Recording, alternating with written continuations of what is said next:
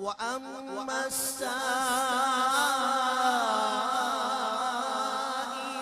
فلا تنهر وأما بنعمة ربك فحدث صدق الله العظيم.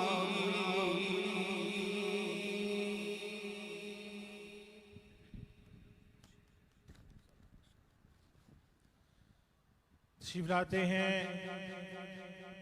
हुजूर रिसालत मआब सल्लल्लाहु अलैहि वसल्लम की बारगाह आलिया में नजराना अकीद व मोहब्बत के फूल पेश करने के लिए मौलाना सैयद सज्जाद हुसैन बुखारी नारों की गूंज में शाह साहब का इस्तकबाल कीजिए।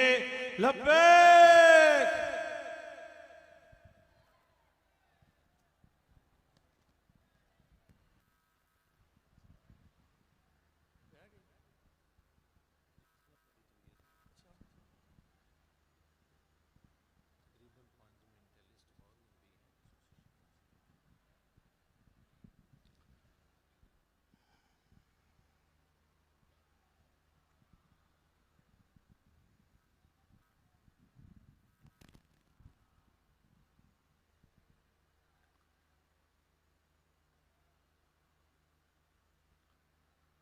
तमामी अहबाब करीमा का सल्लल्लाहु अलैहि वसल्लम की बारगाह में बड़ी मोहब्बत के साथ झूम झूम कर दुरूद पाक का नजराना पेश फरमाइए।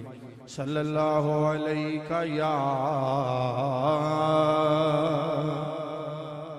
या